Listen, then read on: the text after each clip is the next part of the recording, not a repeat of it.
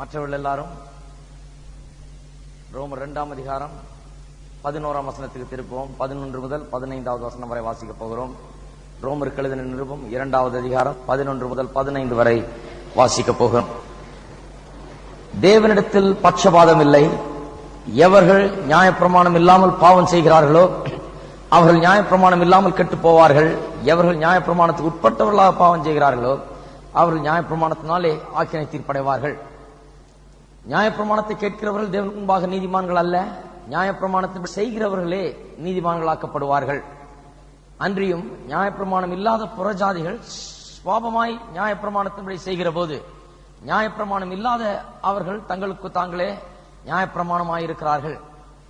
அவருடைய மனசாட்சியும் கூட சாட்சியிடுகிறதுனாலும் குற்றம் உண்டு குற்றமில்லை என்று அவருடைய சிந்தனைகள் ஒன்றை ஒன்று தீர்க்கிறதுனாலும் நியாயப்பிரமாணத்துக்கு கிரியை தங்கள் இருதயங்களில் எழுதி இருக்கிறது என்று காண்பிக்கிறார்கள். 2ஆம் அதிகாரத்திலே எப்படி தேவன் நியாயம் தீர்க்க போகிறார் என்பதை குறித்து நாம் வாசிக்கிறோம். 1ஆம் அதிகாரம் மனுஷன் பாவியாயிருக்கிறான் என்பதை திட்டந்தெளிவுமாக எடுத்து உரைக்கிறது. 1ஆம் அதிகாரம் முடிவிலே மனுஷன் பாவத்தின் உளையா சேற்றிலே சிக்கி அதில் அமிழ்ந்து கிடக்கிறான், அவன் பாவியாயிருக்கிறான் என்பதை திட்டவட்டமாய் பவுல் அப்போஸ்தலன் காண்பிக்கிறார். 2ஆம் அதிகாரத்தில் அப்படிப்பட்ட பாவிக்கு நியாய தீர்ப்பு ஒன்று காத்துக் கொண்டிருக்கிறது. அவன் நியாயம் தீர்க்கப்படுவான் என்பதை அவனுக்கு உணர்த்துகிறார். அதன் மூலமாக அவன் எப்படியாவது மனம் திரும்பி தேவனிடத்தில் திரும்ப வேண்டும் என்று அந்த நியாயத்தை குறித்து உணர்த்துகிறார். அப்படி நியாய தீர்ப்பை குறித்து உணர்த்தும் போது எதன் அடிப்படையிலே தேவன் இந்த உலகத்தை நியாயம் தீர்ப்பு என்பதை எடுத்து சொல்லுகிறார். இதுவரை 4 அடிப்படைகளை பார்த்தோம். முதலாவது 1 முதல் 3 வசனங்களிலே முதலாவது அடிப்படை என்ன என்று பார்த்தோம். அக்கார்டிங் டு ட்ரூத், அதாவது சத்தியத்தின் அடிப்படையிலே நியாயம் தீர்ப்பார். நியாய தீர்ப்பு சத்தியத்தின் அடிப்படையிலே இருக்கும். 2வது பார்த்தோம், அவர்கள் தங்களுக்கென்று சேகரித்து வைத்திருக்கிற கோபாக்கினின்படியே நியாயம் தீர்ப்படைவார்கள். எல்லாரும் தேவனுடைய கிருபையை தள்ளுகிறது, அசட்டை பண்ணுகிற போது தங்களுக்கென்று கோபாக்கினியை அவர்கள் சேர்த்து வைக்கிறார்களாம். அதை குறித்து படித்தோம். கொஞ்சம் கொஞ்சமா சேர்த்து வைத்துக் கொண்டே வருகிறார்கள். சுவிசேஷத்தை கேட்டு கேட்டு அதை தள்ளி தள்ளி புறக்கணிக்கிறவர்கள் தங்களுக்கென்று அதிகமாய் கோபாக்கினை சேர்த்து வைக்கிறார்கள். எந்த அளவுக்கு சேர்த்து வைத்திருக்கிறார்களோ அப்படின்னு சொன்னா, ஆலயங்களுக்கு சென்று சுவிசேஷத்தை கேட்டு கர்த்தருடைய வசனத்தின் சத்தத்துக்கு கீழாக வந்திருக்கிறவர்கள் அதிகமாய் ஆக்கினை தீர்ப்படைவார்கள். கேட்காதவர்கள் அதற்கேற்ற அளவுக்கு ஆக்கினை தீர்ப்படைவார்கள். கேட்டு கேட்டு புறக்கணிக்கிறவர்கள் கோபாக்கினை அதிகமாய் சேர்த்து வைக்கிறார்கள் என்றுதான் அங்கே அர்த்தமாகிறது. அவருடைய அளவின்படி அவர்கள் சேர்த்து வைத்திருக்கிற அளவின்படி அவர்கள் நியாயம் தீர்க்கப்படுவார்களாம். 3வது, அவனுடைய கிரியையின்படி கர்த்தர் நியாயம் தீர்ப்பார் என்று சொல்லுகிறது. இப்பொழுது 4வது அடிப்படையை பார்த்து வருகிறோம். 4வதாக எந்த அடிப்படையில் நியாயம் தீர்ப்பாராம்? பட்சபாதம் இல்லாமல் நியாயம் தீர்ப்பார். போன வாரத்திலே பார்த்தோம். 11ஆம் அதிகாரம் 11ஆம் வசனத்திலிருந்து 15ஆம் வசனம் வரைக்கும் போன வாரத்திலே வாசித்து அதிலே பாதி கருத்துக்களை எடுத்து சொன்னோம். இங்க 2 காரியம் சொல்லி இருக்கிறது. பட்சபாதம் இல்லாமல் நியாயம் தீர்க்கிறது. ஆண்டவர் பாவி, அதாவது தேவனை குறித்து போதிக்கப்படாதவனையும் அப்படி நியாயம் தீர்க்கிறார். பட்சபாதம் இல்லாமல் போதிக்கப்பட்டு கர்த்தருடைய வார்த்தையை கேட்டு அதை அறிந்திருக்கிறவனையும் பட்சபாதம் இல்லாமல் நியாயம் தீர்க்கிறார் என்று இங்கே சொல்லப்படுகிறது. போதிக்கப்படாதவன், கிறிஸ்துவை குறித்து அறியாதவன் எப்படி பட்சபாதம் இல்லாமல் நியாயம் தீர்க்கப்படுவான் என்பதை பார்த்தோம். பட்சபாதம் இல்லாமல் ஒன்று செய்கிறது அந்த உலகத்துக்கு அது புரிகிறது கிடையாது. நாம் எல்லாரும் எல்லா விதத்திலையும் பட்சபாதம் காண்பிக்கிறவர்களாக தான் இருக்கிறோம். பணத்தை வைத்து, அந்தஸ்தை வைத்து, படிப்பை வைத்து, பலவிதமான காரியங்களை வைத்து பட்சபாதம் காண்பிக்கிறோம் இந்த உலகத்திலே. பட்சபாதம் இல்லாத ஒரு நியாயம் தீர்ப்பு என்று சொன்னால் உலகத்தாருக்கு அது விளங்காது. ஆனால் தேவன் பட்சபாதம் இல்லாமல் நியாயம் தீர்க்கிறவர். ஏனென்றால் அவர் வெளிப்புறத்தை காண்கிறவர் இல்ல. நம்முடைய பணத்தையோ நம்முடைய அந்தஸ்தையோ நம்ம படிப்பையோ அதை அவர் பார்க்கிறது இல்ல.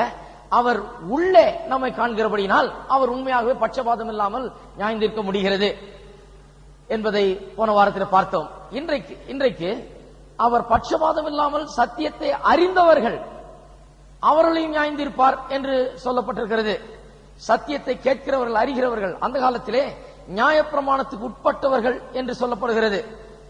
நியாயப்பிரமாணம் இல்லாத பாவம் செய்கிறவர்கள் நியாயப்பிரமாணம் இல்லாமல் கெட்டு போவார்களாம். நியாயப்பிரமாணத்துக்கு உட்பட்டவர்களாய் பாவம் செய்கிறவர்கள் அவர்கள் நியாயப்பிரமாணத்தினாலே ஆக்கினை தீர்ப்படைவார்கள் என்று சொல்லப்பட்டிருக்கிறது. நன்றாய் கவனிக்க வேண்டும். சத்தியத்தை ஏதோ கேட்டதினாலே, வேத புஸ்தகம் ஒன்று கையில இருக்கிறதுனாலே, வசனங்கள் பிரசங்கிக்கப்படுகிறதை கேட்டதினாலே சில கிறிஸ்தவ கொள்கைகள் நமக்கு விளங்குகிறதுனாலே நாம் தேவனால் ஆக்கினைக்குள்ளாக தீர்க்கப்பட மாட்டோம் என்று அர்த்தம் கிடையாது. இன்றைக்கு உலகத்தில் எவ்வளவு பேர் பைபிளை வச்சிருக்கிறாங்க, எத்தனையோ பேர் சத்தியத்தை கேட்டிருக்கிறாங்க, எத்தனையோ பேர் கிறிஸ்தவ கொள்கைகள் என்ன என்பதை அறிந்திருக்கிறார்கள். அப்படிப்பட்டவர்கள் நினைத்துக் கொண்டிருக்கிறார்கள், அவர்கள் அறிந்திருக்கிறபடினாலே, இந்த கொள்கைகளை அறிந்திருக்கிறபடினாலே, ஏதோ ஒரு விதத்திலே இவைகள் உண்மை என்று இவர்கள் நம்புகிறபடினாலே இவர்கள் ஆக்கினைக்குள்ளாக தீர்க்கப்பட மாட்டோம் என்று எண்ணுகிறார்கள். அது தவறு என்று சொல்லுகிறார். என்ன சொல்லுகிறார்? நியாயப்பிரமாணத்தை கேட்கிறவர்கள் நீதிமான்களாக்கப்பட மாட்டார்களாம். நியாயப்பிரமாணத்தை கேட்கிற 12ஆம் 13ஆம் வசனத்தை நான் பார்க்கிறோம். 12ஆம் வசனம் பாதி, 2வது பகுதி, அப்புறம் 13வது வசனம். நியாயப்பிரமாணத்தை கேட்கிறவர்கள் தேவனுக்கு முன்பாக நீதிமான்கள் அல்ல. கேட்டால் நீதிமான்கள் அல்லவா? நியாயப்பிரமாணத்தின்படி செய்கிறவர்களே நீதிமான்களாக்கப்படுவார்கள். அந்த காலத்திலே, பழைய ஏற்பாட்டு காலத்திலே நியாயப்பிரமாணம் அவர்களுக்கு இருந்தது. 10 கற்பனைகள் மற்றும் பலவிதமான சட்ட திட்டங்கள் அவர்களுக்கு இருந்தது. இவைகளை கேட்டவர்கள் நீதிமான்கள் அல்ல, அவைகளை செய்கிறவர்கள் தான் நீதிமான்கள் அப்படின்னு சொல்லிட்டு என்ன சொல்லுகிறது? நியாயப்பிரமாணத்தை படி செய்கிறவர்களே நீதிமான்களாக்கப்படுவார்கள் என்று சொல்லிட்டு அதுக்கு முந்தின வசனத்தில் சொல்லப்படுகிறது, நியாயப்பிரமாணத்துக்கு உட்பட்டவர்களாய் பாவம் செய்கிறவர்கள் அவர்கள் நியாயப்பிரமாணத்தினாலே ஆக்கினை தீர்ப்படைவார்கள். இதை வாசிக்கும் போது எனக்கு விளங்குகிறது, நியாயப்பிரமாணத்துக்கு உட்பட்டு நியாயப்பிரமாணத்தை கேட்கிறவர்கள் எல்லாரும் ஆக்கினை தீர்ப்பு தான் அடைய போகிறார்கள், ஒருவராது நீதிமான்கள் ஆக போகிறது இல்லை என்பதுதான் விளங்குது. அப்புறம் ஏன் அதன்படி செய்கிறவர்கள் நீதிமான்கள் ஆக்கப்படுவார்கள் என்று சொல்லி இருக்கிறது?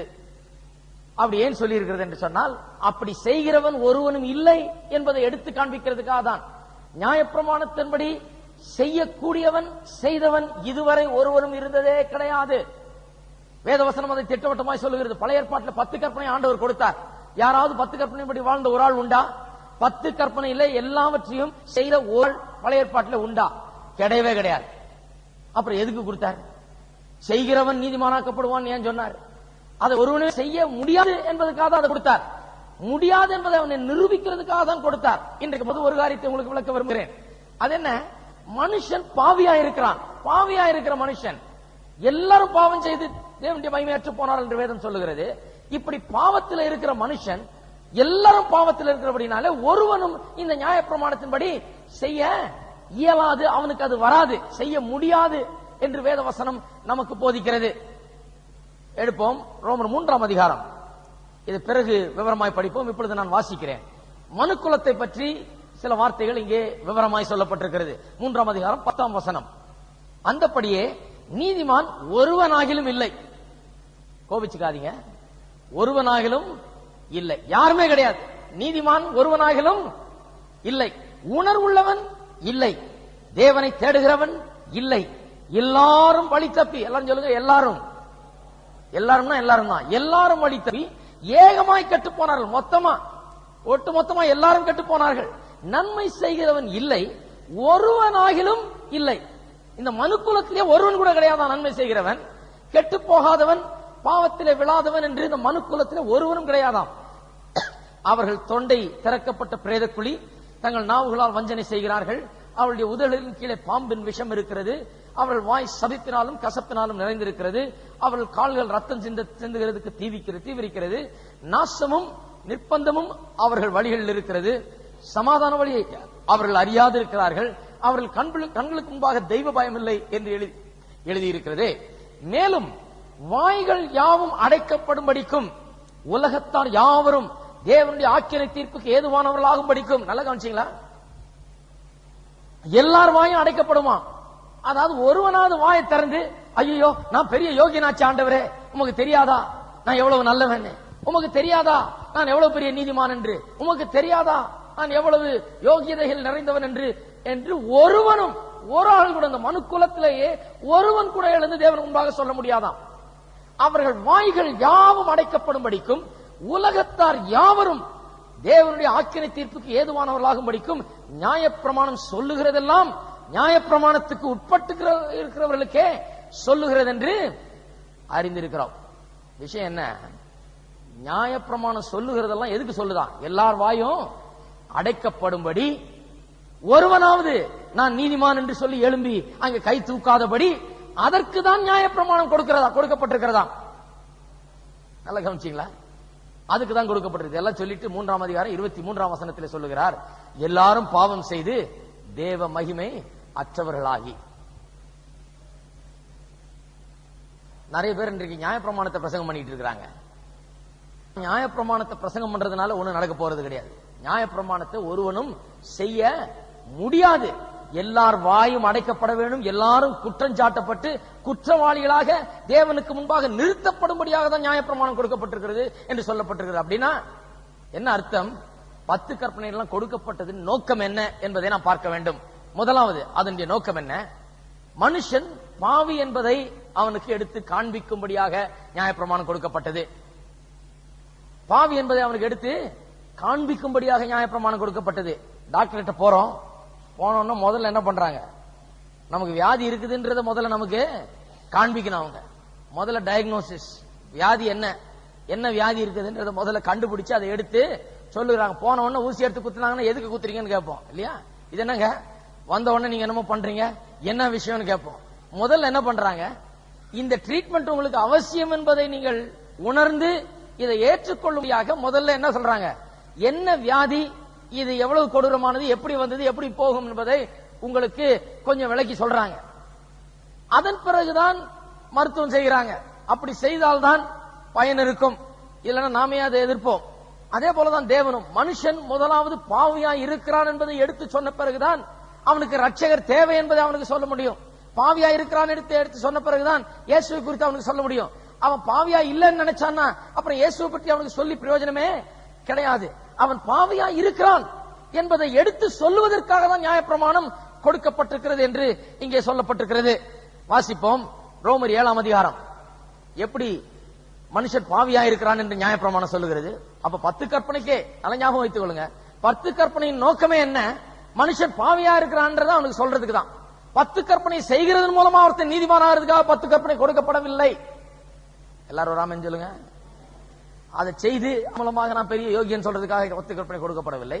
10 கற்பனை செய்ய முயற்சித்து செய்ய முடியாமற் போய் ஐயோ நான் பாவி ஆண்டவரே என்னால செய்ய முடியல, இந்த 10 கற்பனை நமக்கு உதவாது, நான் மாறணும், எனக்கு உள்ளே ஒரு பெரிய மாற்றம் ஏற்பட்டால் தான் இவைகளை நான் செய்ய முடியும் என்கிற அந்த உணர்வுக்கு அவன் வர வேண்டும். நான் பாவி, ஐயோ நான் பாவி, நான் 10 கற்பனை செய்ய முடியவில்லையே என்கிற உணர்வுக்கு வர வேண்டுமே ஒழிய 10 கற்பனையை இவன் செய்து அதன் மூலமா தேவன் முன்பால வந்து நின்று நான் பெரிய யோகியன் சொல்றதுக்காக 10 கற்பனை கொடுக்கப்படவில்லை.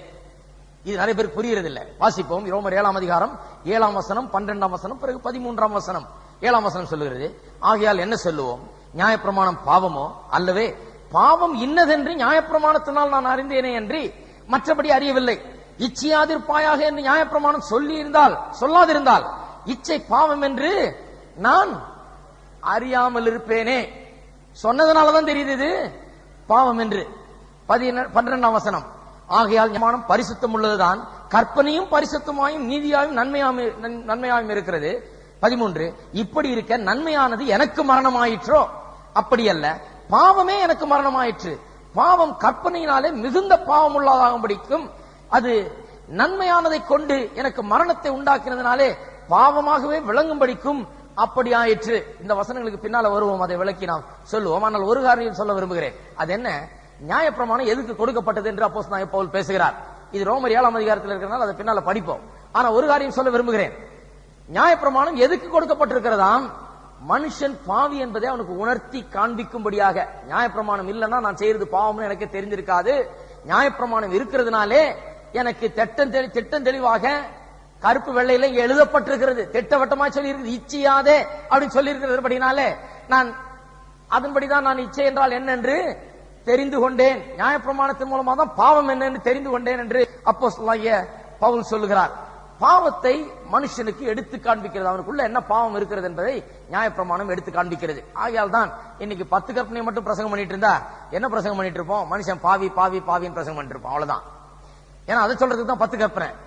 10 கற்பனை பிரசங்கம் பண்ணி நீ 1 முதல் 10 கற்பனைகளை நீ செய்து காண்பி அப்படின்னு பிரசங்கம் பண்ணா என்னத்தை எடுத்து காண்பிப்போம்? அவன் செய்ய முடியாது என்பதை தான் நிரூபிக்க போகிறான் அவன். அதை கேட்டுவிட்டு போய் 10 கற்பனை அதுக்காக கொடுக்கப்பட்டவில்லை. 10 கற்பனை தேவன் எப்படிப்பட்ட நியாயங்களை விரும்புகிறார், எப்படிப்பட்ட வாழ்க்கையை விரும்புகிறார் என்பதை எடுத்து காண்பிக்கிறது. மனுஷன் அதன்படி செய்ய முயற்சிக்கிற போது ஐயோ எனக்குள்ள பாவம் இருக்கிறது, நான் இதை செய்ய முடியலையே, எனக்குள்ள சுவாபக்கேடு இருக்கிறது, ஆகையால் நான் இதை செய்ய முடியாது என்று அவன் பாவி என்கிற ஒரு உணர்வுக்கு அவன் வருவான் என்கிறதுக்காக தான் எடுத்து அவனுக்கு சொல்லப்பட்டிருக்கிறது. 10 கற்பனைகள்ல எல்லா கற்பனையும் செய்ய வேண்டும், எல்லா கற்பனையின்படி நடந்து கொள்ள வேண்டும். ஏதாவது ஒரு கற்பனையை கை கொள்ளாமற் போனாலும் அது பிரயோஜனம் இல்லை, எல்லாவற்றையும் கை கொள்ளாமற் போனது போலதான் ஆகிவிடுகிறது என்று வசனம் சொல்லுகிறது. திருப்புவோம் யாக்கோபு 2ஆம் அதிகாரம் 10வது வசனம். எப்படி எனில் ஒருவன் நியாயப்பிரமாணம் முழுவதையும் கை கொண்டிருந்தும் ஒன்றிலே தவறினால் எல்லாவற்றிலும் குற்றவாளியாயிருப்பான். நல்ல கவனிங்க, 10 கற்பனை இருக்குது, 9 செய்துட்டு 10வதுல ஃபெயில் ஆனா எல்லாவற்றிலையும் ஃபெயில். உங்களுக்கு அடிக்கடி நான் ஒரு உதாரணம் சொல்லுவேன். பழைய எஸ்எஸ்எல்சி எத்தனை பேர் படிச்சிருக்கீங்க? பழைய எஸ்எஸ்எல்சி கர்த்தருடைய கிருபையில நாங்கெல்லாம் அதை தாண்டி வந்திருக்கிறோம். அதிலேயே உட்கார்ந்துருக்க வேண்டியது நேரம். பழைய எஸ்எல்சியில என்ன பிரச்சனைனா, நல்லா படிச்சு கடைசியில ஒரு சப்ஜெக்ட்ல 1 மார்க்ல 2 மார்க்ல போயிடுச்சுன்னா திருப்பி எல்லாத்தையும் எழுதணும். இன்றைக்கு இருக்கிற பிள்ளைகள்லாம் ரொம்ப கிருபையின் காலத்துல வாழ்றாங்க. அவங்க ஒன்னா எழுதி கூட பாஸ் பண்ணிடலாம். எனக்கு தெரிஞ்ச நிறைய பேரு 6 எழுதி கூட பாஸ் ஆகல. இன்னும் அவன்லாம் பாவம். இன்னைக்கு மாதிரி இருந்தா ஒரு அட்டெம்ப்ட்டுக்கு ஒரு சப்ஜெக்ட் மட்டும் எழுதிருக்கலாம், பேசாம எழுதி அழகா பாஸ் பண்ணிட்டு போயிருக்கலாம். கொடூரமான எஸ்எஸ்எல்சி அது. 1ல ஃபெயில் ஆகி, கணக்குல ஃபெயில் ஆகி, அடுத்த தடவை கணக்குக்கு ரொம்ப டியூஷன் வச்சு ரொம்ப சிரமப்பட்டு படிச்சா அடுத்த தடவை இங்கிலீஷ்ல போயிடும். என்னடா வம்பா போச்சு இங்கிலீஷ்ல போச்சேன்னு சொல்லி இங்கிலீஷ்க்கு டியூஷன் படிச்சு அடுத்த தடவை ரொம்ப தான் படிச்சா ஹிஸ்டரி போயிடும். சரித்திரத்தை எழுதிட்டு இருப்போம் நம்ம. சரித்திரத்தை ரொம்ப படிச்சு இதுல எப்படியாவது பாஸ் பண்ணு பார்த்தா அடுத்தது விஞ்ஞானத்துல போயிடும். இப்படிதான் பாவம் பாருங்க. நிறைய பேர் அந்த காலத்துல எஸ்எஸ்எல்சி பாஸ் பண்ண முடியாம, எஸ்எஸ்எல்சி கூட படிக்க முடியாம அப்படியே நம்பிக்கை இழந்துட்டாங்க நிறைய பேர். ஏன்னா அது கொடூரமான சிஸ்டம். இந்த நியாயப்பிரமாணம் மாதிரி அது. எல்லாவற்றையும் செய்துட்டு 1 செய்ய முடியலன்னா எல்லாத்திலையும் ஃபெயில். 9 செய்த என்ன பிரயோஜனம்? முடியாது. போன வாரம் சொன்னேன் இல்லையா, ஒரு பையன் வாத்தியாட்ட வந்து சொன்னானா, சார் நீங்க பண்ணது ரொம்ப தப்பு. என்ன பண்ண தப்பு? 2 பேருக்கும் 0 கொடுத்திருக்கீங்க, எனக்கும் முட்டை 0 கொடுத்திருக்கீங்க, அவனுக்கும் 0 கொடுத்திருக்கீங்க, எப்படி கொடுக்கலாம்? என்ன தப்பு? 2 பேரும் கணக்கு தப்பா போட்டிருக்கீங்க, அதான் 2 பேருக்கு 0 கொடுத்தேனாரா? அவன் சொன்னா, இல்ல சார் 8 8 64 அதான் சரியான விட, நான் எனக்கு 62ன்னு போட்டிருக்கிறேன், அவன் 54ன்னு போட்டிருக்கான், அவன் 10 தப்பு, நான் 2 தானே தப்பு, எனக்கும் 0 அவனுக்கும் 0வான்னு கேட்டானா. வாத்தியார் சொன்னாரா, 1ல இருந்து 1 கோடி வரைக்கும் கோடி நம்பருங்க இருக்குது, அதுல ஒரு நம்பர் தான் ரைட், இதுக்கு ஆன்சர். அதுக்கு நடுவுல எது வந்தாலும் இந்த 64 தவிர அதுக்கு முன்னால உள்ள எத்தனை நம்பரா இருந்தாலும் சரி, அதுக்கு பின்னால இருக்கிற அத்தனை நம்பரா இருந்தாலும் சரி, எத்தனை நம்பர் நீ சொன்னாலும் தப்பு தான். 64 மட்டும்தான் சரி. அது போலதான் இது பாருங்க. நியாயப்பிரமாணம் என்பது ஒரு அது மனுஷன் பாவி என்பது அவனுக்கு நிரூபிக்கும்படியாக கொடுக்கப்பட்டது. யாரும் அதை செய்து பிழைக்க போறதில்லை, அதை செய்து நீதிமானாக போறதில்லை.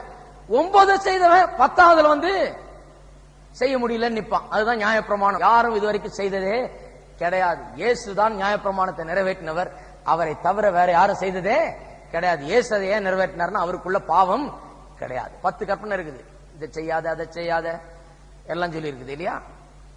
9 சொல்லிட்டு 10வது வந்து 9 சொல்லும் போது, சரி உபச்சாரம் செய்யல, நான் போய் சாட்சி சொல்லல, நான் திருடல, நான் அது பண்ணல இது பண்ணல, நான் தாய் தகப்பனை கரம் பண்றேன், எல்லாம் டிக் பண்ணிட்டே வருவாங்க. 9 அது செய்யாத இது செய்யின்னு இருக்குது, எல்லாம் டிக் பண்ணிட்டே வந்து கடைசியில 10வதுக்கு வரும்போது இச்சியாது இருப்பாயாக இருக்குது. இதுல எல்லாம் மாட்டிக்குவான். இந்த 9ஐயும் டிக் பண்ணவன் 10வதுக்கு வந்த உடனே யாரும் பாஸ் பண்ணவே முடியாது.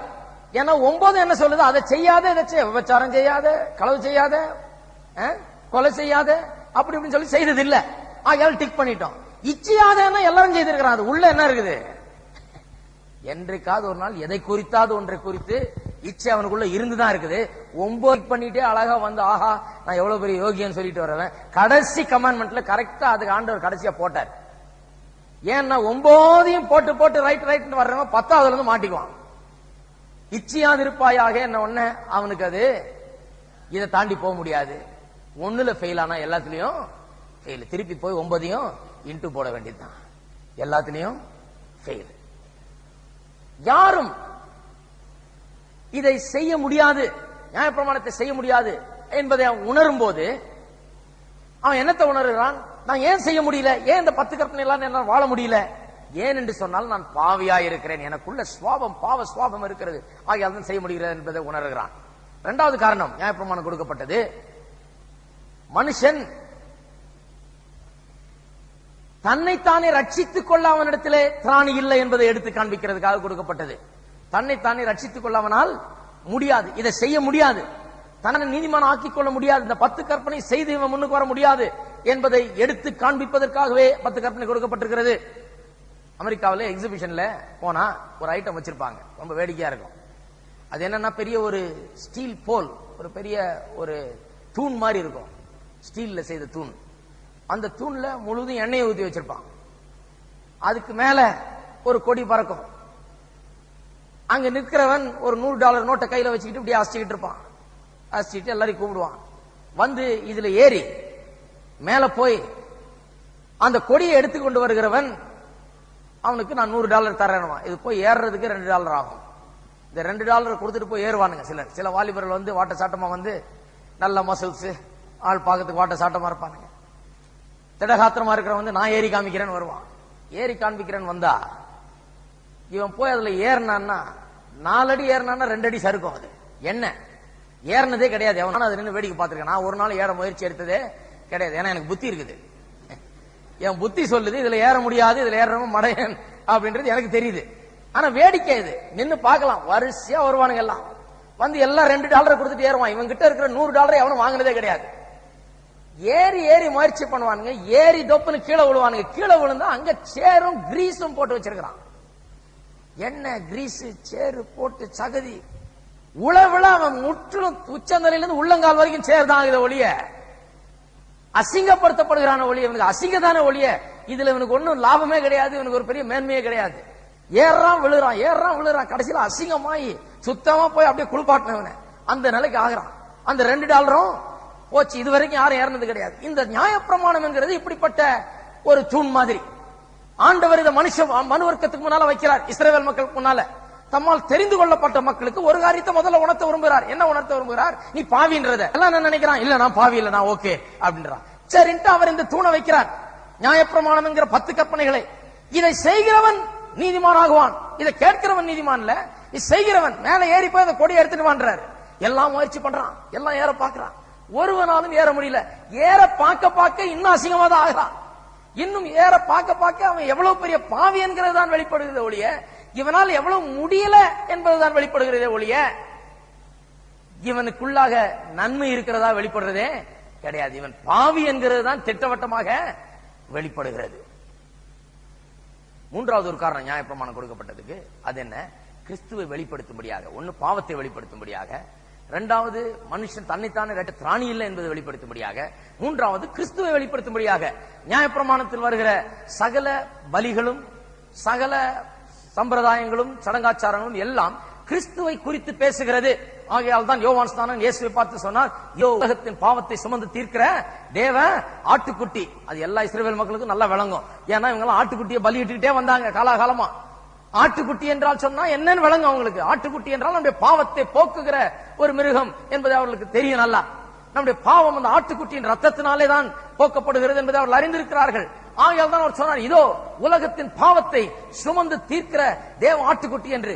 பழைய ஏற்பாடு முழுவதும் நியாயப்பிரமாணத்தின் சட்டதிட்டங்கள் சம்பிரதாயங்கள் முழுவதிலேயும் தேவன் எண்ணத்தை விளக்கிக் கொண்டிருந்தார். மனுஷன் பாவி என்கிறதை விளக்குகிறார், அவனால் தன்னை ரட்சித்துக் கொள்ள திராணி இல்லை என்பதை விளக்குகிறார்.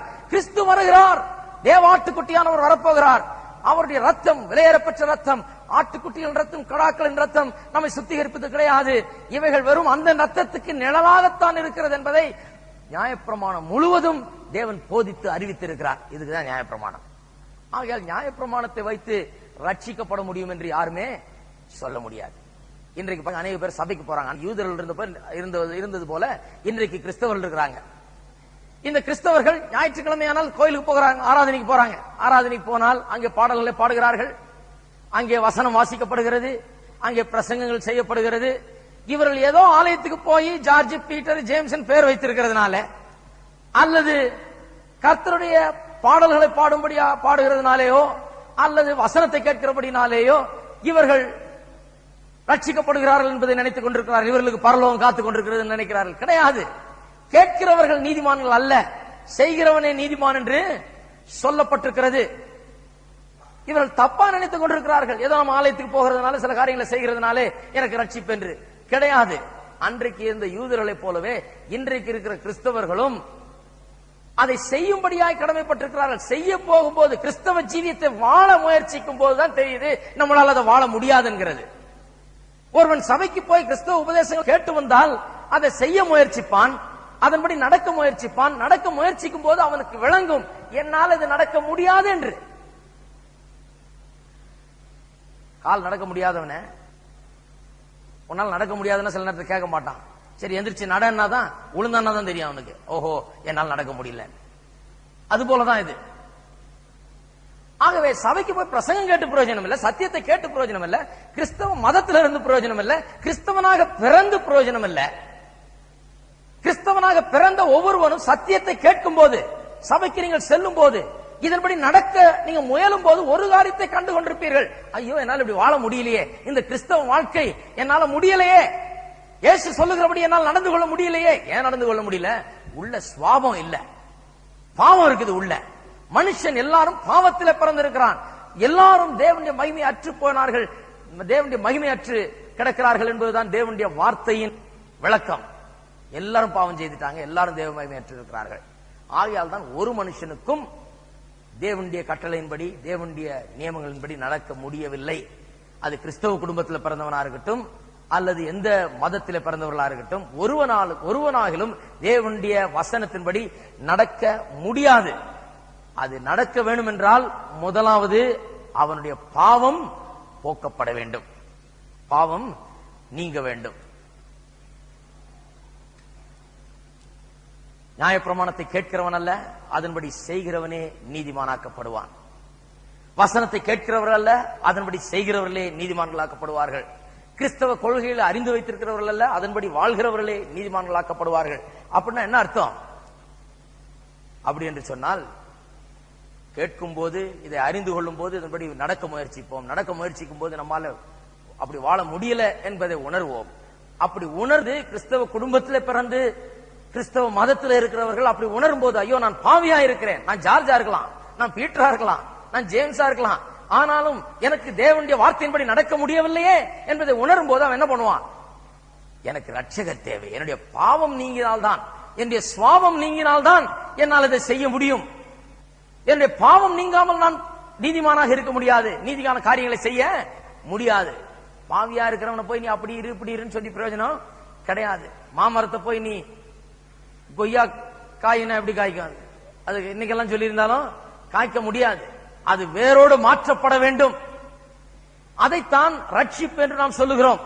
ஆகையால் கேட்டவர்கள் எல்லாம் நீதிமான்கள் அல்ல, கேட்டு அதுபடி செய்ய முயற்சித்து செய்ய முடியாமற் போய் அதன் மூலமா பாவி என்பதை உணர்ந்து, ஆண்டவரே என்னை ரட்சியும், நான் பாவி, என்ற பாவத்திலிருந்து என்னை ரட்சியும் என்று சொல்லி தேவனை விசுவாசி, இயேசுவை விசுவாசித்து இயேசு வண்டியில வந்து ரட்சிக்கப்படுகிறவர்கள் தான் ரட்சிக்கப்படுகிறவர்கள் என்பதை திட்டவட்டமாக வேதம் சொல்லுகிறது. எப்படி நாம் தெரிந்து கொள்ளலாம் நாம் ரட்சிக்கப்பட்டிருக்கிறோமா இல்லையா என்று? சிலருக்கு, நிறைய பேருக்கு அது தெரியறதில்லை. ஒருவர் என்னிடத்தில் சொன்னார், ஒரு கல்யாணத்தில் பிரசங்கம் பண்றதப்ப சொல்றார், ரட்சிப்பை குறித்து பேசினேன். சொல்றார், ஐயா நாங்க எல்லாம் கிறிஸ்தவ குடும்பத்தில் பிறந்தவங்க, நீங்க பிரசங்கம் பண்ணது இந்த கிறிஸ்தவர்கள் அல்லாதவர்களுக்கு தான் தகும், நாங்கெல்லாம் கிறிஸ்தவ குடும்பத்தில் பிறந்தவங்க, ஆகையால் எங்களுக்கு அது தகாது. கோபம் இருக்கு, என்னடா ரட்சிப்பை குறித்து பேசிட்டானே, ரட்சிக்கப்படல, அதுக்குதான் பேசினேன். ரட்சிக்கப்படல, உருன்னு கோபம் வருது, சொல்லும் போது உணர்வு உள்ள வருது. ரட்சிக்கப்படவில்லை, ஆண்டவர் உள்ள உணர்த்துறார், தாங்கிக் கொள்ள முடியவில்லை. எப்பவுமே இப்படியே சும்மா கோயிலுக்கு போயிட்டு சும்மா இதே ரெண்டு பாட்டை பாடிட்டு எப்பாவது கிறிஸ்துமஸுக்கும் நியூ இயருக்கும் கோயிலுக்கு போயிட்டு நான் கிறிஸ்தவன் சொல்லிட்டு இருக்கிறதுல விரும்புகிறார்கள். ரட்சிப்பை குறித்து பேசி நீ ரட்சிக்கப்பட வேணும், இல்லன்னா தேவனுடைய ராஜ்யத்தை காண மாட்டான்னு சொன்னா உருன்னு வருது கோபம்.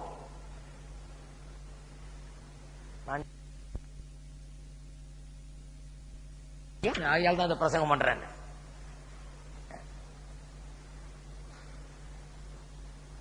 சிலருக்கு இது பிடிக்கிறது இல்லை.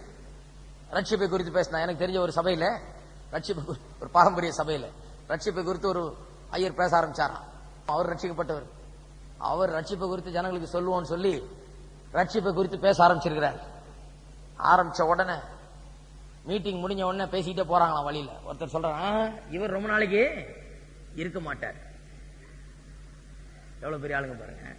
இவர் ரொம்ப நாளைக்கு, ஏன்னா இவர் நம்மளை ரட்சிக்கப்பட வைக்கிறார் பாரு. இவர் நம்மளை ரட்சிக்கப்படும் சொல்றாரு, நமக்கு இது போதாதுன்றாரு. நம்ம சும்மா ஆலயத்துக்கு வந்தா பத்தாது, வெறும் பைபிளை தூக்கிட்டு வந்தா போதாது, வெறும் வசனத்தை கேட்டா போதாது, நீ இயேசுவை ஏற்றுக்கொள்ள வேண்டும், பாவி என்பதை உணர வேண்டும், இயேசுவண்டையில வர வேண்டும் சொல்றாரு. இவர் ரொம்ப நாளைக்கு நிக்க மாட்டாருன்ட்டு போறாங்க. அவர் பாவம் நிக்கல, ஏன்னா எல்லாம் அவருடைய குடும்பம் இவங்க கிட்ட தான் இருக்கு. நினைச்சா அவங்க வைப்பாங்க பாஸ்டர், இல்லைன்னா தூக்கி அழிஞ்சு வெளியே போடுவாங்க. பாவம் அவருடைய நிலைமை அப்படி. அவர் போக வேண்டியதா போச்சு. பாவம் இன்னொரு சபைக்கு போயிருப்பாரு, அங்கேயும் இதே பேசி அங்கிருந்து எங்கேயாவது தண்ணி இல்லாத காட்டுக்கு அனுப்பிச்சிருப்பாங்க. பாவம். ஆனா இதுக்கெல்லாம் கணக்கு கொடுக்க போறாங்க இந்த ஆளுங்க. இவங்க ஒவ்வொரு தடவை சுவிசேஷத்தை கேட்டு அதை தள்ளுகிற போதெல்லாம் தங்களுக்கு என்ற ஆக்கினை தீர்ப்பை அங்க அக்கவுண்ட்ல சேர்த்து வைக்கிறாங்க. அதன் படிதான் நியாயம் தீர்க்கப்பட போகிறார்கள் என்று வேதவசனம் நமக்கு திட்டவட்டமாக போதிக்கிறது. இன்றைக்கு அநேகர் சபைகளிலேயே ரட்சிக்கப்படாமல், உண்மையாக ஒரு அனுபவத்துக்குள் வராமல், ஏதோ தாங்கள் கிறிஸ்தவர்களா இருக்கிறபடினால, ஏதோ கிறிஸ்தவத்தில் குடும்பத்தில் பிறந்தேன், அங்க பேர் வச்சாங்க, இங்க கல்யாணம் நடந்தது, நான் இங்கே அப்படியே இருந்து, நான் கடைசி சாகர நாள் வரைக்கும் இங்கே இருந்து என்ன அங்க அடக்கம் பண்ணுவாங்க, நான் போய் சேர்ந்துருவேன் நினைச்சுக்கிட்டு இருக்காங்க. கிடையாது. இது எல்லாம் நடக்கலாம், இதெல்லாம் செய்யலாம். ஆனாலும் ஒரு மனுஷன் பாவி என்பதை என்றாவது ஒரு நாள் உணர்ந்து, தான் கேட்கிற உபதேசங்கள் மூலமாக, கிறிஸ்தவ உபதேசங்கள் மூலமாக, இயேசுவை குறித்த உபதேசங்கள் மூலமாக, ஐயோ நான் இப்படி வாழ முடியவில்லையே, நான் பாவியா இருக்கிறேனே, எனக்குள்ள அந்த சுவாபம் சரியில்லையே என்று சொல்லி உணர்ந்து தன்னை ஒப்பு கொடுக்காமல் இருந்தால் அவன் ஒருபோதும் ரட்சிக்கப்பட்டவனாக என்ன முடியாது. அப்ப ரட்சிக்கப்பட்டவன் என்று எப்படி நமக்கு தெரியும்? நான் ரட்சிக்கப்பட்டிருக்கிறேனா இல்லையா என்பதை ஒவ்வொருவரும் அறிந்து கொள்ள முடியுமா? தெரிந்து கொள்ள முடியுமா? நிச்சயமாய் அதை புரிந்து கொள்ள முடியுமா? முடியும் என்று வேதவசனம் சொல்லுகிறது. வேதவசனத்தை பார்ப்போம். எப்படி ஒவ்வொருவரும் நீங்கள் ரட்சிக்கப்பட்டிருக்கிறீர்களா என்பதை அறிந்து கொள்ள முடியும்? முதலாவது, தேவனுடைய வார்த்தையின் அடிப்படையிலே நாம் அதை அறிந்து கொள்ள முடியும். தேவனுடைய வார்த்தை சொல்லுகிறது நாம் ரட்சிக்கப்பட்டிருக்கிறோம் என்று. ரோமர் 10 அதிகாரம் 8 வசனம்.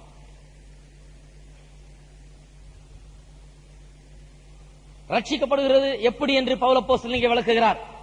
எப்படி ரட்சிக்கப்படுகிறது? இந்த வார்த்தை உனக்கு சமீபமாய் உன் வாயிலும் உன் இருதயத்திலும் இருக்கிறது என்று சொல்லுகிறது. இந்த வார்த்தை நாங்கள் பிரசங்கிக்கிற விசுவாசத்தின் வார்த்தையே என்னவென்றால், கர்த்தராகிய இயேசுவை நீ உன் வாயினாலே அறிக்கையிட்டு தேவன் அவரை மரித்தோர்ந்து எழுப்பினார் என்று உன் இருதயத்தில் விசுவாசித்தால் ரட்சிக்கப்படுவாய். நல்லா கேட்டீங்களா? என்னவெனில், கர்த்தராகிய இயேசுவை நீ வாயினாலே அறிக்கையிட்டு தேவன் அவரை மரித்தோர்ந்து எழுப்பினார் என்று உன் இருதயத்திலே விசுவாசித்தால் ரட்சிக்கப்படுவாய். நல்ல கவனிங்க, இந்த ரெண்டு காரியத்தை ஒவ்வொருவரும் செய்திருக்க வேண்டும். ஒன்று, இருதயத்திலே இயேசு ரட்சகர் என்று விசுவாசித்திருக்க வேண்டும். இயேசுவை தேவன் அனுப்பினார், எனக்காக அவனுக்காக மரித்தார், ரத்தம் சிந்தினார், அடக்கம் பண்ணப்பட்டார், உயிரோடு எழுப்பப்பட்டார் தேவனாலே என்பதை உள்ளத்திலே விசுவாசிக்க வேண்டும். பிறகு வாயினாலே அறிக்கை செய்ய வேண்டும். பப்ளிக் கன்ஃபெஷன் அறிக்கை செய்ய வேண்டும். அறிக்கை செய்வதென்றால் என்ன? இயேசுவே நீர் என்னுடைய ஆண்டவர், என் ரட்சகர், நீர் என் தெய்வம் என்று நான் அறிக்கையிடுகிறேன் என்று சொல்லி அறிக்கை செய்ய வேண்டும். இதை ரெண்டுத்தையும் செய்தால் ரட்சிக்கப்படுவாய். இருதயத்தில் விசுவாசித்து வாயினால் அறிக்கை செய்தால் ரட்சிக்கப்படுவாய். இதான் ரூல் படி போறது. இதன்படி செய்தால் ரட்சிக்கப்படுவாய். நிச்சயமாய் தெரிந்து கொள்ளலாம். இருதயத்தில் விசுவாசித்து வாயினால் அறிக்கை செய்தவர்கள் ரட்சிக்கப்பட்டவர்கள். நீங்க வந்து முன்னால் நின்று, ஆம் நான் இயேசுவை விசுவாசிக்கிறேன், இயேசுவை ஏற்றுக்கொள்கிறேன் என்று சொல்லி இங்க வந்து நின்று வாயினாலே அந்த ஜெபத்தை அறிக்கை செய்தவர்கள் ரட்சிக்கப்பட்டவர்கள் என்பதை நிச்சயமாக அறிந்து கொள்ளலாம். ஏன்? ஏதோ அவங்க உணர்றதுனால அல்ல, ஏதோ ரட்சிக்கப்பட்டது போல இருக்குதுங்க, அப்படி கிடையாது. ரொம்ப சந்தோஷமா இருக்கு அதனால நான் ரட்சிக்கப்பட்டிருக்கேன், அப்படி கிடையாது. நீங்க சந்தோஷமா இருக்கிறதுனால ரட்சிக்கப்பட்டிருக்கீங்கன்னு அர்த்தம் கிடையாது. தேவனுடைய வார்த்தை சொல்லுகிறது, இயேசுவை உள்ளத்தில் விசுவாசித்து வாயினால அறிக்கை செய்தால் நீ ரட்சிக்கப்படுவாய். அமெரிக்காவில் ஒரு சபையில போதகனா இருந்த போது அங்கே ஒரு கல்யாணத்தை நடத்தி வைத்தார். அதான் முதல் கல்யாணம். அந்த கல்யாணம் பண்ணி கொண்ட பையன் எனக்கு ரொம்ப ஃப்ரெண்டு. சபைக்கு வந்துட்டு இருந்த ஒரு வாலிபன். அப்ப நாங்க ரெண்டு பேரும், அப்ப எனக்கும் கல்யாணம் ஆகல, ரொம்ப ஃப்ரெண்டா இருப்போம். கல்யாணம் பண்ண போது அது ஒரு பெரிய விசேஷமான நாள். கல்யாணத்தில் அவருக்கு அந்த வாக்குறுதி எல்லாம் ரெண்டு பேருக்கும் கொடுத்தேன். ரெண்டு பேரும் சொன்னாங்க. சொன்ன உடனே திருப்பி நான் மேடைக்கு ஏறதுக்கு முன்னால அவர்கிட்ட காதை மெதுவா கடிச்சு சொன்னேன், கல்யாணம் ஆன மாதிரி இருக்குதாங்க. இப்ப கல்யாணம் ஆன மாதிரி இருக்குதான்னு ஒரு ஜோக்குக்காக சொன்னேன். அந்த ஆள் என்ன பார்த்து உண்மையாலுமே கல்யாணம் ஆன போலவே இல்லப்பா, நேத்து இருந்தது போலவே தான் இன்னைக்கு இருக்கிறேன். நான் சொன்னேன், ஐயோ இப்ப கல்யாணம் ஆயிடுச்சு, கையெழுத்த போட்டாச்சு, முடிஞ்சு போச்சு, இப்ப போய் கல்யாணம் ஆனது போல இல்லையேன்னு நீ சொல்லி பிரயோஜனம் கிடையாது. இப்ப உணர்வுகளுக்கு இடம் கொடுக்க கூடாது. இப்ப என்ன, உண்மைக்கு தான் இடம் கொடுக்கணும், சத்தியத்துக்கு தான் இடம் கொடுக்கணும். சத்தியம் என்ன, பேப்பர்ல சொல்லி இருக்குது கல்யாணம் ஆயாச்சுன்னு, நான் கையெழுத்தையும் போட்டாச்சு, கல்யாணம் ஆயிடுச்சு. இனிமே நீ கல்யாணம் ஆனது போல உணர்ந்தாலும் என்ன, உணராமல் போனாலும் என்ன, உண்மை என்ன, கல்யாணம் ஆகிவிட்டது. அதே போலதான் ரட்சிப்போம். ஐயோ எனக்கு ரட்சிக்கப்பட்ட மாதிரி இல்லங்க அப்படின்வாங்க, தப்பு. சில நேரத்தில் ரட்சிக்கப்பட்டது போல இருக்காதுதான். சில நேரத்தில் ஐயோ நான் பெரிய பாவி என்பது போல உணர்வீர்கள். சில நேரத்தில் நம்முடைய உணர்வுகள் ஒருவேளை சந்தோஷம் நமக்கு இல்லாத போல தெரியலாம். ஒருவேளை சூழ்நிலையில் சரியா இல்லாத காரணத்தினால, பல விதமான பிரச்சனையின் காரணத்தினால குழம்பி போய் நான் ரட்சிக்கப்பட்டிருக்கணும் இல்லையோ, நான் பரலோகம் போகணும் இல்லையோ என்கிற ஒரு உணர்வு உங்களுக்குள்ள இருக்கலாம். உணர்வுக்கு இடம் கொடுக்க வேண்டாம். வசனத்தின்படி பார்த்தால் நீங்கள் ரட்சிக்கப்பட்டிருக்கிறீர்கள் என்பது உண்மை. எத்தனை பேர் வசனத்தை விசுவாசிக்கிறீங்க? வசனம் சொல்லுது, உள்ளத்தில் விசுவாசித்து வாயினால் அறிக்கை செய்தால் நீ ரட்சிக்கப்படுவாய். அப்ப உணர்வு நான் ரட்சிக்கப்படலைங்கிறது சொல்லும் போது நீங்க என்ன சொல்லணும்? இல்ல நான் பட்டிருக்கிறேன், ரட்சிக்கப்பட்டிருக்கிறேன் என்று வேத வசனம் எனக்கு திட்டவட்டமாய் சொல்லுகிறது. வேத வசனத்தின் அடிப்படையில் நான் அறிவேன், எனக்கு ரட்சிப்பு உண்டு. இதெல்லாம் பாருங்க, அந்த காலத்துல எங்களுக்கு போதிக்கல. அந்த காலத்துல நான் கிட்டத்தட்ட ஒரு 10 தடவை ரட்சிக்கப்பட்டிருப்பேன். ஏன்னா ரட்சிக்கப்படுறது அப்புறம் திருப்பி போனா ரட்சிக்கப்படல போல இருக்கும். ஏதாவது ஒரு சின்ன தப்பு செய்த உடனே ரட்சிக்கப்படல பத்தியா, திருப்பி அதே மாதிரி தான் இருக்கேன், பாவியா தான் இருக்கேன் நான். திருப்பி அடுத்த கன்வென்ஷன் வரும், அடுத்த கன்வென்ஷன்லயும் முன்னால போய் நிக்க வேண்டியதான். ஜெபம் பண்ணுங்க பிரதர், ரட்சிக்கப்படணும் பிரதர். போன வருஷம் ரட்சிக்கப்பட்ட மாதிரி இருக்குது. இல்ல பிரதர், இப்பதான் கண்டுபிடிச்சா ரட்சிக்கப்படல. அவல நிலை பாருங்க. சத்தியம் தெரியாம உணர்வுகளால் அலசடிப்பட்டுக் கொண்டிருந்தோம். அதனாலதான் நிச்சயமே கிடையாது. பரலோகம் போவியானா போக முடியாது, போவோமோ போலியோ தெரியல. எங்க பாட்டெல்லாம் அப்படிதான் இருந்தது. நீ அங்கிருப்பாயா, நீ போவாயா, நீ விடப்படுவாயா, இதே போட்டு மனசுல குழப்பிக்கிட்டு நான் போவனா போக மாட்டேனா, இருப்போமா இருப்ப மாட்டோமா, நடக்குமா நடக்காதா. ரட்சிப்பை பற்றிய ஒரு நிச்சயம் இல்லாத கிறிஸ்தவர்களா எத்தனையோ வருஷம் கடந்து வாழ்க்கையை நடத்தணும். மோசமான ஒரு நிலை. வேதம் சொல்லுகிறது, வேத வசனத்தின் அடிப்படையிலே நாம் சொல்ல முடியும், நிச்சயமாய் சொல்ல முடியும், நான் ரட்சிக்கப்பட்டிருக்கேன். இங்க இருக்கிற ஒவ்வொருவரும் இங்க இருந்து எந்திரிச்சு போறதுக்கு முன்னால அந்த நிச்சயத்தோட போனோம். இன்றைக்கு உங்களுடைய நிச்சயம் உங்களுக்கு இருக்கணும், நான் ரட்சிக்கப்பட்டேன் என்கிற நிச்சயம். வசனத்தின் அடிப்படையில் நீங்க சொல்ல முடியுமா நான் ரட்சிக்கப்பட்டிருக்கிறேன் என்று? அப்படி சொல்ல முடியுமானால் நிச்சயமாக நீங்கள் ரட்சிக்கப்பட்டிருக்கிறீர்கள். வேத வசனத்தின் அடிப்படையில் உள்ளத்திலே விசுவாசித்து வாயினால் அறிக்கை செய்தால் ரட்சிக்கப்படுவாய் வேதம் சொல்லுது. அப்படி செய்திருந்தால் நீங்கள் ரட்சிக்கப்பட்டு இருக்கிறீர்கள். இரண்டாவது, ரட்சிக்கப்பட்டோமா இல்லையா என்கிறது நிச்சயமாய் தெரிந்து கொள்கிறது. அப்படி இரண்டாவது, நம்முடைய உள்ளத்திலே ஒரு சாட்சி இருக்கிறது. நாம் ரட்சிக்கப்பட்டிருக்கிறோம் என்பதை குறித்த நம்முடைய உள்ளத்திலே ஒரு சாட்சி இருக்கிறது. ரோமர் 8ஆம் அதிகாரம் 16வது வசனத்தை வாசிப்போம். நாம் தேவனுடைய பிள்ளைகளாய் இருக்கிறோம் என்று ஆவியானவர் தாமே நம்முடைய ஆவியுடனே கூட சாட்சி கொடுக்கிறார். நல்ல கவனிங்க, முதல்ல சொன்னது objective proof of our salvation. நாம் ரட்சிக்கப்பட்டிருக்கிறோம் என்பதற்கு வேதவசனத்தின் அடிப்படையிலே உள்ள ஒரு ஆதாரம். இப்பொழுது சொல்லுகிறது நமக்கு உள்ள இருக்கிற ஒரு ஆதாரம். இது என்ன? ஆவியானவர் நம்முடைய ஆவிக்குள்ளே சாட்சியிடுகிறாராம். நல்ல கவனிங்க, நிறைய பேர் இந்த ஆவி ஆத்மா சரீரத்தில் பெரிய குழப்படி. இந்த ஆவி ஆத்மா சரீரத்தை குழப்படி பண்ணா எல்லாத்தையுமே குழப்படி தான் எடுது. இது சர்க்கிள் எல்லாம் போட்டு நாங்க சொல்லி தரோம் பைபிள் காலேஜ்ல எல்லாம். ஆவி ஆத்மா சரீரம். நான் சொல்றது இந்த சர்க்கிளை சரியா, இந்த வட்டத்தை சரியா போட தரலன்னா வட்ட வட்டமா சுத்தி சுத்தி வந்துட்டு இருக்க வேண்டியதான். கிறிஸ்தவ வாழ்க்கையில ஒன்னும் பிரயோஜனமே இருக்காது. மனுஷனுடைய ஆவி என்கிறது மனுஷனுடைய உள்ளான பகுதி. ஆவி ஆத்மா சரீரமா இருக்கிறான். ஆவியானவர் என்பது தேவன். தேவன் ஆவியானவர் நம்முடைய உள்ளான இருதயத்திலே, ஆவியிலே அவர் சாட்சியிடுகிறாராம். என்ன சாட்சியிடுகிறாராம்? நாம் தேவனுடைய பிள்ளைகளா இருக்கிறோம் என்று சாட்சியிடுகிறார். ஒருத்தர் சொன்னார், அந்த அம்மாட்ட போய் ஜெபம் பண்ணிக்கலான்னு இருக்கிறாங்க, முதல்ல நான் ரட்சிக்கப்பட்டிருக்கிறேன்னா இல்லையான்னு தெரியணும். நான் சொன்ன, அந்த மாதிரி என்ன பண்ண போறாங்க? அவங்க பார்த்து சொல்லுவாங்க நான் ரட்சிக்கப்பட்டிருக்கேன்னா இல்லையா கேட்டாங்க. ஏன் அங்க போய் கேட்கிற? இங்க உள்ள ஆவியானவர் இருக்கிறார். அந்த அம்மாக்கு யார் சொல்றாரோ அவரே தான் இங்க இருக்கிறார். ஹலோ, அவர்தான் இங்க இருக்கிறார். இந்த ஆவியானவர் சாட்சியிடுகிறார். உள்ள என்ன சொல்றாரு? நீ தேவனுடைய பிள்ளை, நீ தேவனுடைய பிள்ளை, நீ தேவனுடைய பிள்ளை என்று ஒரு சத்தம் உள்ளே நமக்கு ஒலித்துக் கொண்டிருக்கிறது. நம்முடைய உள்ளத்தில் அந்த சத்தம் இருக்கிறது. அந்த சத்தம் ஒவ்வொருவருக்கும் இருக்குதா? இன்னைக்கு நீங்கள் தேவனுடைய பிள்ளையா இருந்தால் தேவனுடைய வார்த்தையின்படி நீங்கள் ரட்சிக்கப்பட்டீர்கள் என்ற ஒரு நிச்சயம் உங்களுக்கு இருக்கிறது மட்டுமல்லாமல், உள்ளத்திலே ஆவியிலே ஆவியானவர் வாசம் பண்ணிக்கொண்டு அங்கிருந்து அவர் சொல்லிக் கொண்டிருக்கிறார், நீ தேவனுடைய பிள்ளை, நீ தேவனுடைய பிள்ளை, நீ தேவனுடைய பிள்ளை என்று சொல்லிக் கொண்டிருக்கிற உள்ளான சத்தம் ஒன்று உங்களுக்குள்ளே இருந்து கொண்டிருக்கிறது. அது உங்களுக்கு ரட்சிப்பின் நிச்சயத்தை தருகிறது. எல்லா விசுவாசிகளை போல இருக்காதீங்க. இந்த உலகத்தில் இருக்கிற ஆளுங்களை போல ரட்சிக்கப்பட்டோமா என்னன்னே தெரியாது முக்காவாசி பேர்.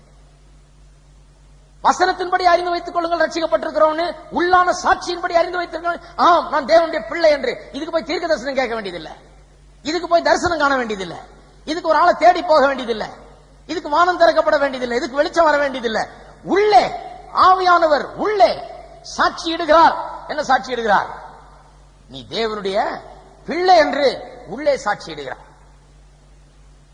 மூன்றாவது ஒரு ஆதாரம், பரிசுத்த ஆவியானவர் நம்ம இந்த புது வாழ்க்கையை வாழும்படியாக நமக்கு சக்தியை, பலனை கொடுப்பதை நாம் காண்போம். அது ஒரு பெரிய ஆதாரம், கிறிஸ்தவ வாழ்க்கையின் ஆதாரம். நாம் கிறிஸ்தவ விசுவாசிகள் தான் அல்லது தேவனுடைய பிள்ளைகளாய் தான் இருக்கிறோம் என்பதற்கு ஆதாரம் என்ன? நான் தப்பே பண்ணாதவர்கள் என்றது ஆதாரம் கிடையாது. அப்படி யாருமே கிடையாது. தப்பே பண்ணாதவர்கள் யாராவது இருக்கீங்களா? அப்படி இருந்தா நீங்க பிரசங்கம் பண்ணுங்க தயவு செய்து. நாம் விசுவாசியா இருக்கிறோம் என்கிறதுக்கு எது ஆதாரம்? நான் தப்பே பண்ணாத பரிசுத்தமா கிடையாது. அப்படி யாரும் உலகத்துல கிடையவே கிடையாது. எல்லாரும் ஆவிக்குள்ள வளர்ந்து கொண்டிருக்கிறோம். ஆவிக்குரிய காரியங்கள்ல வளர்ந்து கொண்டு வர வர தேறிக்கொண்டு இருக்கிறோம்.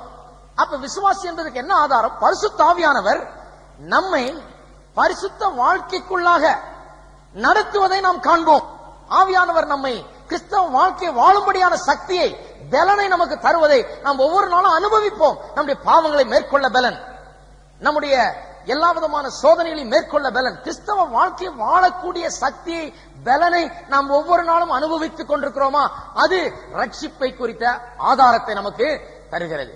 3 காரியம். 1, வசனம் சொல்லுது, உள்ளத்தில் விசுவாசித்து வாயினால் அறிக்கை செய்தால் ரட்சிக்கப்படுவாங்க. 2, இருதயத்தில் ஆவியானவர் சொல்றாரு நீ தேவனுடைய பிள்ளைன்னு.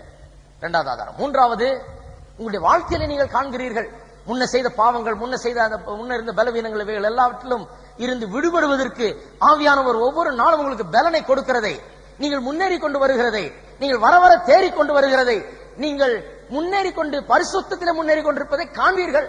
அது நீங்கள் ரட்சிக்கப்பட்டிருக்கிறீர்கள் என்பதற்கு அடையாளம். ஒரு முறை ஒரு பாரம்பரிய சபையிலே ஒரு பிரசங்கியார் என்ன பிரசங்கிக்க கூப்பிட்டிருந்தார். அவர் நல்ல ரட்சிக்கப்பட்ட நல்ல பிரசங்கியார்.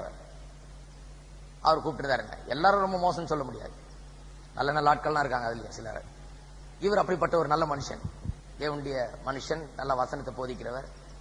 அவர் என்ன கூப்பிட்டிருந்தார். அவர் பாவம் அதுல மாட்டிட்டு இருக்கிறாரு. அதுல என்ன பிரசங்கம் பண்ணாலும் அது ஒத்துக்க மாட்டாங்க இவங்க சொன்னா. ஏன்னா இவங்களுக்கு இந்த கான்ஃபர்மேஷன் ஒன்று வச்சிருக்கிறாங்க. கான்ஃபர்மேஷன் திடப்படுத்துதல்னு வச்சுட்டு இதுல 2 மாசம் ஏதோ கோர்ஸ் நடத்துறாங்க. அதுக்கெல்லாம் புக்கெல்லாம் கரெக்டா இருக்குது. அதுல இருந்து தான் டீச் பண்ணணும், வேற எதுவும் டீச் பண்ணக்கூடாது. இவர் கரெக்டா அதை டீச் பண்ணி முடிச்சிருக்கிறார். போதிச்சு முடிச்சுட்டு ஞாயிற்றுக்கிழமை பிஷப் எல்லார் மேலையும் கை வைக்க போறாரு. கை வச்சோன்னா உங்களுக்கு பரிசுத்தாவி கிடைச்சிருச்சுன்னா உங்களுக்கு ஒரு நம்பிக்கை. அப்படி திடப்படுத்த போறாரு. சனிக்கிழமை என்ன இவர் கூப்பிட்டார். அந்த பிஷப் போறது ஞாயிற்றுக்கிழமைங்க. சனிக்கிழமை நீங்க ஒரு பிரசங்கம் பண்ணுங்க எங்க பசங்களுக்கு. இவெல்லாம் ஒருத்தனும் எல்லாம் சபையிலேயே பிறந்து இங்கே வளர்ந்தவன், ஒருவனும் ரட்சிக்கப்படல, ரட்சிப்பின் அனுபவத்தை பெறல. நான் இந்த புஸ்தகத்துல தான் போதிக்கணும்ன்றான். இதை வச்சு வேற ஏதாவது போதிச்சா ஐயர் சரியா பண்ண மாட்டேன்றாரு, உடனே ரிப்போர்ட் போயிடுது, என்ன தூக்கி எறிறாங்க. நீங்க வாங்க ஒரு ரிட்ரீட் மாதிரி வச்சிடறேன், திடப்படுத்தலுக்கு முந்தின நாள் ஒரு ரிட்ரீட் மாதிரி வைக்கிறேன், நீங்க பிரசங்கம் பண்ணுங்கன்னாரு. இதைத்தான் பிரசங்கம் பண்ணேன். இதை இன்னும் விவரமா பிரசங்கம் பண்ண. எப்படி எல்லாரும் பாவியா இருக்கிறோம், நம்ம ரட்சிக்கப்பட்டோம் என்பது நிச்சயமா எப்படி அறிந்து கொள்ள முடியும்? கிறிஸ்தவ குடும்பத்தில் பிறந்ததுனால, வசனத்தை கேட்டதுனால, பாடல்களை பாடினதுனால, அங்கத்தினரா இருக்கிறபடினாலே நாம் ரட்சிக்கப்பட்டவர்கள் இல்ல. கேட்டவன் தான் ரட்சிக்கப்பட்டவன் இல்ல, செய்தவன் தான் ரட்சிக்கப்பட்டவன். செய்ய போனா செய்ய முடியலன்றதை காண்கிறோம். செய்ய முடியலன்றதை காணும் போது நாம் பாவி என்கிறத உணர்றோம். பாவி என்கிறத உணரும் போது இயேசுதான் ரட்சகர் என்பதை உணர்கிறோம். இதெல்லாம் பிரசங்கம் பண்ண. நான் விவரமா பிரசங்கம் மட்டும் கடைசியில இந்த 3 பாயிண்ட் சொல்லி எத்தனை பேர் ரட்சிக்கப்பட்டிருக்கீங்கன்னு கேட்டேன். நானும் நம்ம சபையில் இருக்கிற இன்னொரு போதகரும் போனோம். கிட்டத்தட்ட 120 பேர் மேல இருந்தாங்க. எல்லாம் வாலிபர்கள். எத்தனை பேர் இதுவரைக்கும் ரட்சிக்கப்படவில்லை, இன்றைக்கு நான் ரட்சிக்கப்பட விரும்புகிறேன் என்று சொல்லுற எத்தனை பேர்னா எல்லாம் கை உயர்த்துறாங்க. எனக்கு ஆச்சரியமா இருந்துச்சு, இதனால எல்லாம் கை உயர்த்துறாங்க, ஒருவேளை நம்ம சொல்றது வளங்கல போல இருக்கு சொல்லிட்டு எல்லாம் கையை கீழே போடுங்க. எல்லாம் கையை கீழே போடுங்க. இதே பிரசவாகத்தில் தான் கையை கீழே போடுங்க. என்ன கையை கீழே போடுங்கன்ட்டு மறுபடியும் சொல்றேன் கவனிங்க. எல்லாரும் கிறிஸ்தவ குடும்பத்தில் பிறந்திருக்கீங்க. நிறைய பேர் உள்ளவர்கள் ஏற்கனவே ரட்சிக்கப்பட்டிருக்கலாம், இப்படிப்பட்ட அனுபவத்துக்குள்ள வந்திருக்கலாம். ஆகையால் யோசித்து பாருங்க நான் சொன்னது. இப்படி எனக்கு அந்த நிச்சயம் இல்ல, கர்த்தருடைய வசனத்தின்படியும் நான் ரட்சிக்கப்பட்டேன் என்ற நிச்சயம் இல்ல, எனக்குள்ள ஆவியானவர் சொல்ற அந்த சத்தமும் இல்ல, என்னுடைய வாழ்க்கையை நான் பார்த்தாலும் ஆவியானவர் எனக்கு உதவுகிறத, பரிசுத்த வாழ்க்கையில் எனக்கு உதவுகிறத நான் பார்க்க முடியல. ஆகையால் எனக்கு ரட்சிக்கப்பட்ட என்ற ஆதாரமே நிச்சயமே எனக்கு இல்ல அப்படின்னு சொல்ற மட்டும் கை உயர்த்தின. மறுபடியும் எல்லாம் அத்தனை ஆண்களும் பெண்களும் கை உயர்த்தினாங்க. அவ்வளவு பேரும் எந்திரிச்சு நில்லுங்க. அவ்வளவு பேரும் அன்னைக்கு ரட்சிக்கப்பட்டாங்க. இதே பிரசவாகம் அவ்வளவு பேரும் அன்றைக்கு ரட்சிக்கப்பட்டாங்க. அந்த பிரசங்கர் சொன்னா, ஐயா நல்ல காலம் வந்தீங்க, இவெல்லாம் திடப்படுத்தப்பட்டு நரகத்துக்கு போற கேஸ், நல்ல காலம் வந்து ரட்சிப்ப சொல்லி இவன் நாளைக்கு திடப்படுத்தப்படட்டும், அது ஏதோ செய்துட்டு போட்டோம், இது ரொம்ப முக்கியம். அது இதுதான் திடப்படுத்துதல், இதுதான் ரொம்ப முக்கியம். நீங்க நல்ல காலம் இதை பண்ணீங்க. என்ன இப்பேற்பட்ட ஆட்களும் இருக்கிறாங்க சபைகள்ல பாருங்க. கர்த்தருக்கு ஸ்தோத்திரம். சரி, நம்ம அப்படிப்பட்ட சபைகளை சொல்றோம். இன்றைக்கு பெந்தோஸ்தே சபைகளிலும் அப்படி இருக்கிறார்கள். நம்ம வெறும் அவங்கள பற்றி சிரிக்கல, அதுக்காக சொல்லல, உண்மையாக சொல்கிறேன். இன்றைக்கு பெந்தோஸ்தே சபைகளும் பெந்தோஸ்தே குடும்பத்தில் வளர்ந்தவர்கள், பாரம்பரியத்தில் வளர்ந்தவர்கள், சபையில வாழ்நாள் போல இருந்தவர்கள் கூட இந்த உண்மையான ரட்சிப்பின் அனுபவத்தை அறிந்து நான் ரட்சிக்கப்பட்டேன் என்கிற நிச்சயத்தை இல்லாமல் இன்றைக்கும் வாழ்கிறார்கள். நிறைய பேர் இருக்காங்க இந்த மாதிரி பெந்தோஸ்தே சபைகள்ல. சத்தியத்தை அவர்கள் கேட்டிருக்கிறார்கள், ஆனால் தாங்கள் பாவிகள் என்ற உணர்வு அவர்களுக்கு ஒரு நாளும் வந்ததே கிடையாது. எனக்கு ரட்சகர் தேவை, நான் ரட்சிக்கப்பட வேண்டும் என்கிற உணர்வு வந்ததே கிடையாது. அவருடைய வாழ்க்கையை பார்த்தால் தெரிகிறது அவர்கள் ரட்சிக்கப்படவில்லை என்று. ஏன்னா அதுல தேவனுடைய வல்லமை இல்லை. அந்த வாழ்க்கையில பரிசுத்தத்தில் முன்னேற்றம் கிடையாது. அந்த வாழ்க்கை வர வர தேறி ஆவிக்குரிய விஷயத்தில் தேறுகிற ஒரு வாழ்க்கையாய் இல்ல. இப்படிப்பட்ட அவல நிலையில சில நேரத்தில் பெந்தோஸ்தேக்காரர்களும் இருக்கிறாங்க. நம்ம சும்மா அடுத்தவங்களை பார்த்து நம்ம சிரிக்க கூடாது, நம்மளை பார்த்தே என்ன பண்றது, அழதான் செய்யணும். அப்படிப்பட்ட ஆட்கள் சபைகளில் இன்றைக்கும் இருக்கிறார்கள். எப்படி தெரியும் கேட்கலாம். நாங்கெல்லாம் இருந்தோம், அப்படிதான் தெரியும். எல்லாம் அப்படிதான் இருந்தோம். ஏதோ ஒரு ஆலயத்துக்குள்ள வந்து உட்கார்ந்து அதில் அங்கத்தினரா இருக்கிறபடி நாள் ரட்சிக்கப்பட்டோம் என்று கிடையாது. உங்களுடைய உள்ளத்திலே உள்ள சாட்சி என்ன? உங்களுடைய உள்ளம் சாட்சியிடுகிறதா? உங்களுடைய உள்ளத்தில் ஆவியானவருடைய சாட்சி இருக்கிறதா? வசனத்தின்படி உங்களுக்கு நிச்சயம் இருக்கிறதா ரட்சிக்கப்பட்டீர்கள் என்று? உங்களுடைய வாழ்க்கையில தேவனுடைய வல்லமை காணப்படுகிறதா? பாவத்தை மேற்கொள்ளுகிற வல்லமை, ஒவ்வொரு நாளும் பரிசுத்தத்திலே முன்னேறி செல்கிற வல்லமை, ஜெயிக்கிற வல்லமை, இது ஒவ்வொரு நாளும் காணப்படுகிறதா? நீங்க அப்படி காணப்பட்டால் நீங்கள் உண்மையாகவே கிறிஸ்தவ விசுவாசி என்கிற ஆதாரத்தோடு, நிச்சயத்தோடு, சந்தோஷத்தோடு இந்த இடத்தை விட்டு போடலாம். பரிபூர்ணமா பாவமே செய்யாதான் கிடையாது. நீங்கள் உங்களுடைய உள்ளத்திலே சாட்சியை உணர்ந்து தேவ வசனத்தின்படி நிச்சயமா இருந்து அதன் பிறகு உங்களுடைய வாழ்க்கையில தேவனுடைய வல்லமை கண்டீர்கள் என்றால் உண்மையாகவே நிச்சயத்தோடு இங்கிருந்து போகலாம். இல்லை என்றால் இயேசுவை சொந்த ரட்சகராக ஏற்றுக்கொண்டு, நாங்க எல்லாம் ஒரு நாள் அப்படி பண்ணோம், இயேசுவை ஏற்றுக்கொண்டு இயேசுவை என்று உள்ளத்திலே வாரும், என்னை மாற்றும், நான் பாவியாக இருக்கிறபடினால் உடைய கட்டளையில் நான் செய்ய முடியாது, என்னை மாற்றி உடைய பிள்ளையாக மாற்றும், அப்பொழுது உடைய கட்டளைகளை செய்யும்படியான பலத்தை நீர் எனக்கு தருவீர், உம்முடைய பலன் எனக்கு இருக்கும், நீர் சொல்லுகிறபடி செய்ய என்னால் முடியும். பிறகு இப்பொழுது நான் உடைய பிள்ளையா இல்லாதனால் அதை செய்ய முடியவில்லை என்று ஆண்டவரிடத்தில் நம்ம அர்ப்பணிக்க வேண்டும். அர்ப்பணிக்கும் போது ஆண்டவர் உண்மையாகவே தம்முடைய பிள்ளைகளாக நம்மை மாற்றுகிறார். என்னிடத்தில் வருகிறவனை ஒருபோதும் புறம்பே தள்ளுவதில்லை என்று சொன்னார். ஒருவரையும் தள்ள மாட்டார், வருகிற ஒவ்வொருவரையும் ஏற்றுக்கொள்கிறார். யாராயிருந்தாலும் வரலாம், அவர் ஏற்றுக்கொள்கிறார். ஏனென்றால் ஒவ்வொருவரும் ரட்சிக்கப்பட வேண்டும் என்பது தேவனுடைய சித்தம். சபையில் இருக்கிறபடினாலே ரட்சிக்கப்பட்டோம் என்கிற ஒரு மாயையான எண்ணத்தை வைத்துக் கொண்டு ஏமாந்து விடக்கூடாது. நிச்சயமான ஒரு உறுதி நமக்குள்ளாக இருக்க வேண்டும். அதை குறித்த நிச்சயம் நமக்குள்ளே இருக்க வேண்டும். எல்லாரும் எழுந்து நிற்போம்.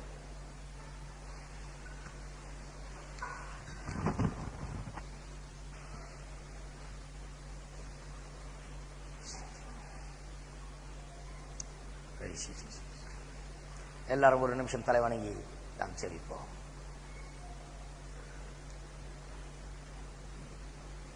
நாம் கர்த்தருடைய பிரசன்னத்திலே நிற்கிறோம். இன்றைக்கு அவருடைய கிருபை விளங்குகிற காலமாயிருக்கிறது. கர்த்தர் கிருபையுள்ளவராயிருக்கிறார், ரட்சிக்கிறவர்.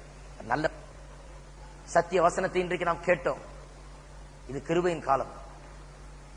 ஒவ்வொருவரும் இன்றைக்கு ரட்சிக்கப்பட முடியும். ஒருவராவது இன்றைக்கு அந்த நிச்சயம் இல்லாமல் போக வேண்டிய அவசியமே கிடையாது. அப்படி நிச்சயம் இல்லாமல் போனீர்கள் என்றால் அது உங்களுடைய தீர்மானம். நீங்கள் அப்படி தெரிந்து கொள்கிறீர்கள், வேற ஒன்றும் இல்லை. ஒவ்வொருவரும் அந்த நிச்சயத்தை உள்ளத்திலே பெற்று இந்த இடத்தை விட்டு செல்ல முடியும். இவ்வளவு பெரிய வாய்ப்பு. ஆனால் ஒரு நாளில் இந்த கிருபையின் கதவு அடைக்கப்படும்.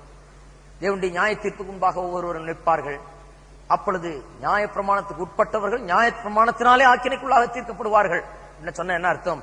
இந்த நீங்க கேட்ட வார்த்தைகளை வைத்தே அன்றைக்கு கர்த்தர் நியாயம் தீர்ப்பார்.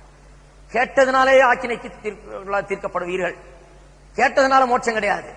கேட்டதுனாலேயே நீ கேட்டாய் அல்லவா, ஆனால் செய்யவில்லையே என்று ஆக்கினை தீர்ப்பு உண்டாகும். செய்வது எப்படி? அதுக்கு நமக்கு பலன் இல்லை. பாவியா இருக்கிறவர்களுக்கு தேவனுடைய கட்டளையின்படி செய்கிறதுக்கு பலன் கிடையாது, செய்ய முடியாது, வாழ முடியாது. அந்த வாழ்க்கையை ரட்சிக்கப்பட வேண்டும், தேவனுடைய பிள்ளையாய் மாற வேண்டும். தேவன் உங்களுக்கு பலத்தை தர வேண்டும். கிறிஸ்தவ வாழ்க்கை அவருடைய பலத்தினால் வாழப்படுகிற வாழ்க்கை. ஏதோ கொள்கையில் அறிகிறது அல்ல, ஏதோ அங்கத்தினராக இருக்கிறது அல்ல. அவருடைய வார்த்தையின்படி செய்யக்கூடிய திராணியை பெறுவது ஆவியானவரின் மூலமாக, பிள்ளையாய் மாற்றப்படுவது. இந்த நேரத்திலே நான் இன்றும் இயேசுவை ஏற்றுக்கொள்ளவில்லை, இயேசுவை என் இரட்சகராக நான் இன்னும் ஏற்றுக்கொள்ளவில்லை, அறிக்கை செய்யவில்லை. நான் இயேசுவை ஏற்றுக்கொள்ள விரும்புகிறேன்,